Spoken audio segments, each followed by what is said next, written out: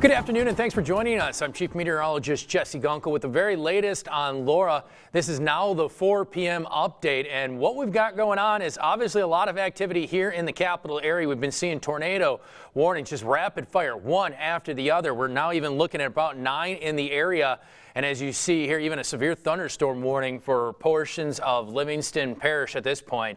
Again, winds possibly in excess of 60 miles per hour. But they do have a new tornado. You see just along I-55. That is a confirmed water spout in the area.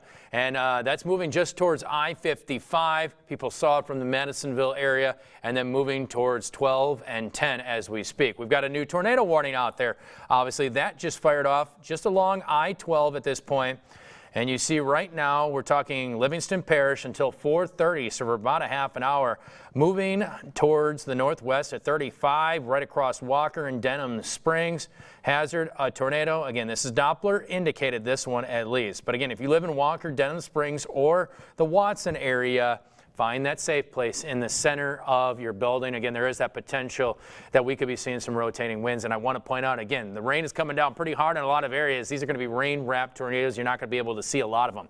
Also, we've got that tornado warning across the river in West Baton Rouge Parish. That extends up into Point Capee for New Roads and the Baton Rouge area, mainly Port Allen, Irwinville, until about 4:15. So again, these storms are going to continue to fire up as we move forward.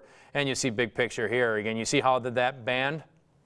Again, we're going into an environment that's really just full of shear, and that is the reason why we're seeing these isolated spin-ups, and they're going to continue as these bands continue to drive through the state. And again, as you see here, I call it the conveyor belt because there's an unlimited supply of moisture moving back out into the Gulf of Mexico. But as you see here also, again, you can see exactly where the eye of Laura now sits. It's a very wide eye, but it continues to strengthen. The pressure dropped a little bit. Again, we haven't seen much change in wind speed, but the deal with that is it could, and potentially it looks like it will be the strongest hurricane to make landfall in Louisiana in recorded history. So that's from the late 1800s. And I know a lot of people are going, what about Camille? Camille actually was a Category 5, but it never made landfall in Louisiana. It was just a massive system, and it scraped a lot of the coastline and hit New Orleans and a lot of areas, Baton Rouge area, very hard. So in recorded history, since the late 1800s, it looks like Laura, most likely by landfall, will be the strongest hurricane. And as you can see, we got those banding features already starting across much of the area. And again, I just want to show you the overall results right here. And again, as of the 4 p.m. advisory, you can see a very well-defined eye. As we zoom in just a little bit, you can see even more thunderstorms kind of bubbling up around the center. Got pretty strong there for a second, maybe kind of leveling out just a little bit. It almost looks like more of a walk now, almost due north. We're at least talking north-northwest now. Again, they're still calling the track northwest at about 15 miles per hour and currently sits about 150 miles just a little bit south of Lake Charles. So again, the winds are now sustained at 145. It doesn't have to go far to get to winds up to a Category 5 strength. We're talking, once it gets to about 157, we're talking Category 5, and that's not far away if we're going to continue to see some strengthening just before landfall. And all we got to do is hope for that wind shear, but unfortunately, my friends, it doesn't look like that's really going to happen as the system. I think that wind shear, at the time it arrives, this system is just too close to the coast before that happens, and the impacts are already going to be there. So here you go, taking a look at the track at this point. As of 4 o'clock, you can see winds 145, gusts 175 miles per hour.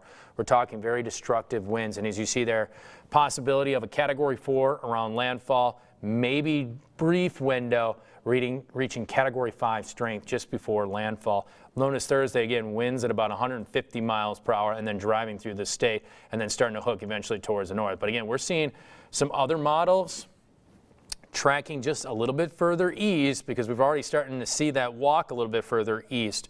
And if I can find the one I'm talking about here, again, just to give you an idea, this is, again, just one model. This isn't all of them, but it's starting to keep it just a hair a little bit further east and already starting to make that turn instead of northern Louisiana, right around central Louisiana, right around the Sentinel area, and then right around Alexandria, and then starting to make its way towards the northeast. And obviously for us, Here in the capital area, we're going to be focused on those rain bands, those feeder bands, because that's where we're going to see those thunderstorms continue to fire and dump a bunch of torrential rain. In fact, we could be seeing multiple inches of rain because we could be sitting underneath this rain band for 6 to 12 hours. And that is substantial rain. You see, as the system gets to about Alexandria, still heavy rainfall, even through the morning hours, potentially moving through our area until about midday tomorrow. And then after that, it starts to show overall a much improved picture across the capital area when you start to look at the big picture out there. So it's going to take a little while before we finally start to see things settle down. And one more, just want to show you again, they haven't really updated too much the warnings and stuff, but you can see here, take a look at some of this wind strength, and you can see even in the capital area, winds 32, climbing Baton Rouge to 27 as the system gets closer. Notice that Cameron 120 just near coast. By the time we get into the evening, around 1 a.m., 43 up to 45. Cameron 100, and you can also see again those winds quickly jump 60 miles per hour. Heading west, and again, those storms continue to drive 50 plus.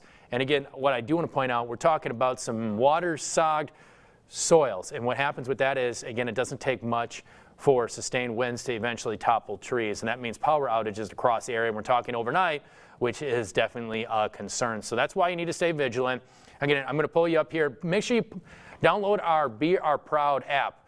Very shortly at 5 o'clock, we're going to have continued coverage. And we're going to give you the very latest information. Obviously, we're filtering the information. It's coming in as quickly as we are talking right now because those warnings continue to pop up across the area.